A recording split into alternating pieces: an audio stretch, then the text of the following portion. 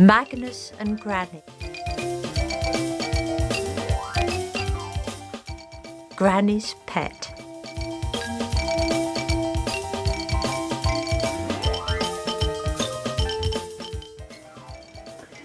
Granny lived very high in the sky, in the tallest grey building of the city.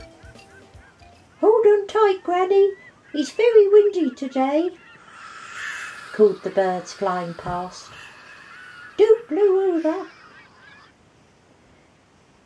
Granny was 77 and a half and never went outside because the lift was always broken.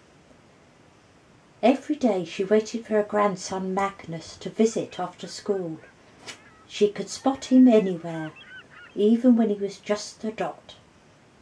"Here he comes." So many stairs. "Broccoli for tea."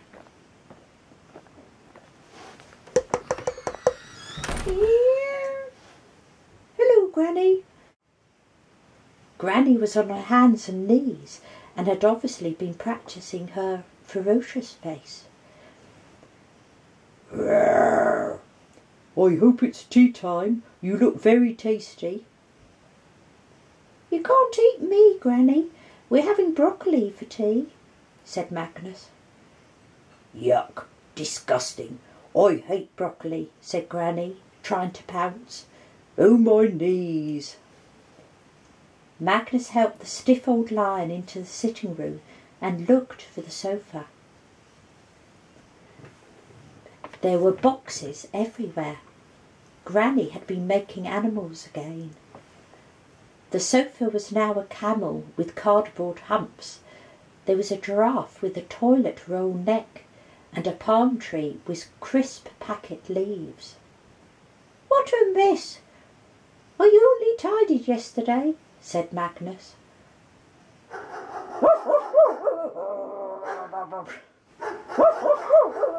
"Magnus, it's Pet Rescue," said Granny.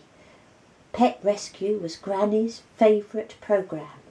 "Oh, wouldn't it be lovely, dear, if we got a pet," said Granny. Every day Granny had wanted a different pet to keep her company. On Monday Granny had wanted a crocodile.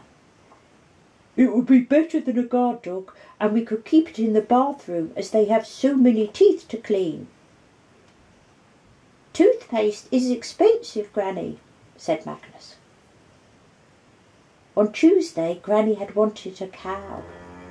"We'd have fresh milk every day, which would be so good for us, dear." "We don't have a garden, Granny," said Magnus.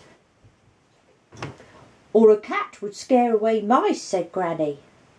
"We don't have mice," said Magnus.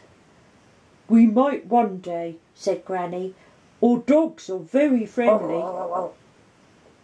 But Magnus knew that dogs had even shorter legs than him and would never manage all the stairs. "I'm sorry, Granny, we're not getting a pet," said Magnus.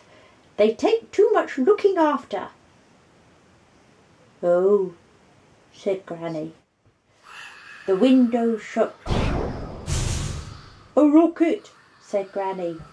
"A tile off the roof," said Magnus. "Let's have a look." A pigeon lay on the window ledge as the wind pulled at its feathers. "Oh dear, better carry him inside," said Granny. She lay him on a cushion. "Pee puff puff puff, not knee puff puff, 145, said Granny. The pigeon nodded. "Piff puff, Nandy nod?" asked Granny. "Ee," said the pigeon.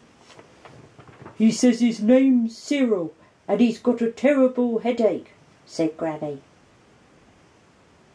"Maybe Cyril would like some broccoli," said Magnus. "Yuck, yuck, broccoli, yuck. Niff, nuff, fizzy drink?" asked Granny. Cyril gave an extra nod. "Cyril would like some fizzy drink," said Granny. Cyril took 2 sips bumped into the sofa and nearly knocked over the palm tree. "I think Cyril needs glasses," said Magnus. Fortunately, Granny's old pair fitted Cyril. "Now, Granny, I'm sure Cyril is expected home for tea. He doesn't want to miss his bath time." "Oh," said Granny. Said Cyril. "Oh, all right. Maybe he can stay a little longer, but only until the end of Pet Rescue," said Magnus. "Hooray!" Granny and Cyril leapt onto the sofa. Pet Rescue was also Cyril's favourite programme. But something terrible had happened to the telly. All the animals looked fuzzy. "The aerial on the roof must be broken," said Magnus. "I'm sorry, Granny and Cyril. No more telly tonight." "Oh,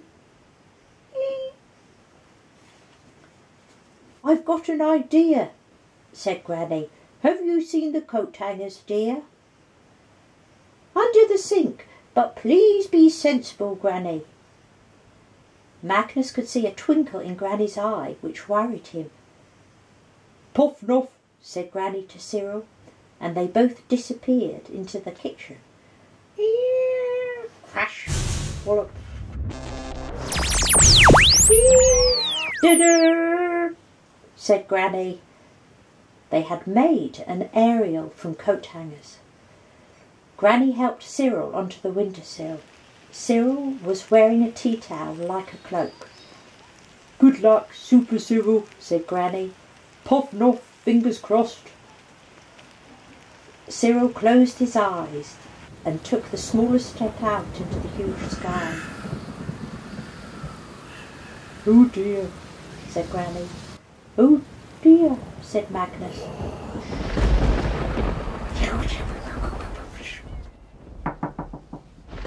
Was that Cyril they could hear?